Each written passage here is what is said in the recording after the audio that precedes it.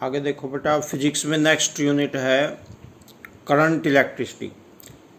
पिछली यूनिट का नाम था स्टैटिक इलेक्ट्रिसिटी और इसका नाम है करंट इलेक्ट्रिसिटी। स्टैटिक का मतलब होता है स्थिर और करंट का मतलब होता है जो चलने वाला, चलता रहे, धारा को इंग्लिश में करंट कहते हैं। तो ये करंट इलेक्ट्रिसिटी क्या होता है? स्टैटिक इलेक्ट्रिसिटी में आपको बताया था the branch of physics which deals with the charges at rest. उसमें तो था चार्जेज एट रेस्ट और इसमें आएगा चार्जेज इन मोशन। तो current electricity is the branch of physics which deals with the charges in motion. तो current electricity की ये डेफिनेशन है। तो इलेक्ट्रिक करंट क्या होता है? पिछली यूनिट में आपको बता था इलेक्ट्रिक चार्ज क्या होता है। इलेक्ट्रिक चार्ज तो होता है इलेक्ट्रॉन्स के फ्लो होने की rate, the rate of flow of electrons, यानी कितने इलेक्ट्रॉन फ्लो कर रहे हैं टाइम के हिसाब से, वो इलेक्ट्रिक चार्ज होता है। और इलेक्ट्रिक करंट होता है rate of flow of electric charge. The rate of flow of electric charge through a circuit कह लो या थ्रू ए वायर कह लो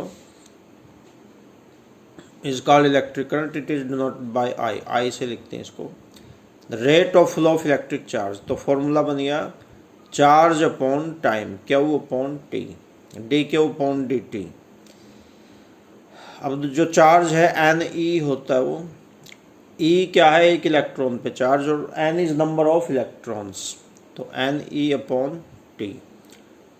और इलेक्ट्रिक करंट की ऐसा यूनिट होती है एम्पियर, और एम्पियर की डेफिनेशन खुद बना सकते हैं। करंट का फॉर्मूला चार्ज अपॉन टाइम, देखो इलेक्ट्रिक करंट होता चार्ज अपॉन टाइम। तो इससे अपने आप बना सकते हैं फॉर्मूला। करंट इस फॉर्मूले से डेफिनेशन अपने आप बना सकते हैं। करंट की जगह लिख देंगे 1 एम्पियर, इसकी यूनिट एम्पियर होती है करंट की। चार्ज की यूनिट होती है कूलम, तो इसकी जगह लिख देंगे 1 कूलम।